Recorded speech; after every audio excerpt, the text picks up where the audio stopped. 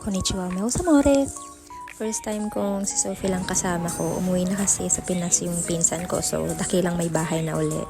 Tahimik yung today namin ni Pingping, kaya punta muna kami sa Apita. Malapit lang to sa bahay naman, walking distance, kaya magmumuni-muni kami sa daan. Nasa school na si Ate Maria, Gabby and Rafa. Ay, nag-iingay na naman si Sofia. Kaya pag Monday to Friday, tahimik buhay namin dahil wala yung mga may ingay niyang kapatid. Si Gabby and Rafa, 8:30 to 3:30 yung pasok and need ihatid sundo. Pero si Ate Maria, mag-isa na siyang pumapasok and umuwi. Kaya ang routine namin everyday ni Papay, kakahagard Kakahagard talaga na tunay na pag wala akong kasamang mag-alaga sa mga bata. Josok ti Papay sa trabaho 7 p.m. to 7 a.m. Pero usually 6 a.m. tapos na siya. Syempre mag-gym pa yan. Kaya uuwi sa morning para hatid mga bata sa school. Tulog na niya siguro mga 10 a.m. ganyan. Then ako naman, pakain na kay Sophie, maglilinis ng bahay, laba, magtutupi ng damit. After, magluluto na rin ako for dinner. Dalawang klase kasi ng dinner ni Papay para hindi siya nauumay sa pagkain niya. Araw-araw, routine na nakakapagod. Pero dahil gumawa kami ng madaming anak, bawal magreklamo. I never imagine magkaroon ng pamilyang malaki. Okay nga sa akin yung dalawa lang. Biruin mo, naglima pa nga. Yung panganay ko nasa Pinas, kasama niya yung daddy niya, and yung apat naman, ito, ang gugulo. Alam niyo yung buhay dito sa Japan, tas ganito kalaking pamilya, mahirap talaga. Lalo na wala kang kamag-anak na pwede mong lapitan. Diba ganyan sa Pinas, kahit ang laki ng pamilya mo, kahit pa paano maaasahan mo yung mga kamag-anak mo magbantay sa mga bata pag nasa work ka or may kailangan kang gawin. Dito kasi sa ibang bansa, hindi normal, hindi siya usual. Sariling sikap lahat ng bagay. Lahat ng tao dito sa Japan ayaw makaistorbo ng tao. Hanggat maaari, lahat ng problema nila sa buhay talagang sinasarili nila at sila lang talaga yung gumagawa ng paraan.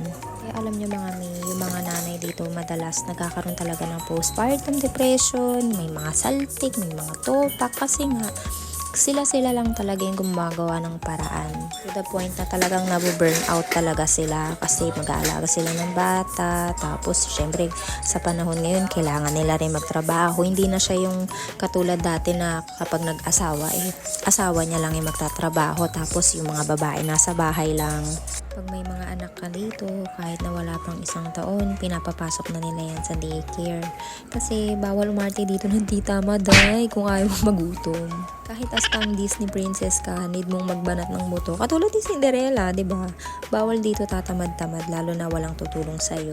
Mga alam niyo, swerte talaga kami mag-asawa dahil may mga kaibigan siya na kahit hindi kami humingi ng tulong, always ready sila to lend their hands on us. Lalo yun, namatay yung biyanan ko na halos wala kaming binayaran. From hospital bills to cremation ni Chia, lahat yun nasa alam mo yun, from tulong ng mga kaibigan ng asawa ko. Yung sa pagtingin ng mga bata dahil inaasikaso namin si Chia, meron kaming family friend na kalahi niya doon namin pinaalaga and hindi sila nagpapabayad dahil ang turing nila sa mga anak ko parang mga apo na rin nila. Swerte kami na kahit wala kaming kamag-anak dito na pwede namin hinga ng tulong, andyan naman yung mga kaibigan ng asawa ko para alalayan kami. Hindi man laging financially, pero yung emotional support, yun yung laging nakakatulong sa amin mag-asawa everyday life namin dito sa Japan. Ibang-iba din ang ugali ng Brasiliano Sobrang harmless sila, warm, selfless. Kaya nga yung biyanan ko sobrang kasundo ko. Alam mo, hindi kami nag-away niyan. Never kami nagkaroon ng problema. Sobrang mabait yung biyanan ko. Although hindi lahat pero karamihan sa lahi nila talagang ganun ang pag-uugali. Saka mga hindi uso sa kanila yung chismis negatively sa ibang tao. Chismisan din sa kanila pero hindi chismis na gawain ng Pinoy na nakakasira ng pagkatao. Alam niyo yun? Sila kasi ayaw nila ng chismis, ayaw nila ng mga bad comments, lalo na pag hindi mo sila ka-close, hindi mo sila totoong kakilala or ganun kakilala, then may masasabi kang masama sa kanila. Kayang-kaya nilang manakit ng tao. Kahit na kamag-anak ko pa yan, once na meron bad comments, lalong-lalo na sa mga anak namin, sa mga bata, or sa akin, asawa ko kayang-kayang manakit. Kayang-kaya niyang alam mo, magpakulong talaga siya, basta masaktan niya lang, magantihan niya lang yung tumatarantado sa amin mag-iina. Lagi niya yung sinasabi sa akin na handa niyang saluhin lahat ng bala para sa aming mga bata. Basta hindi lang kami masaktan. Hindi din usual or uso sa kanila na sasabihan ka ng kung ano-ano pa likod.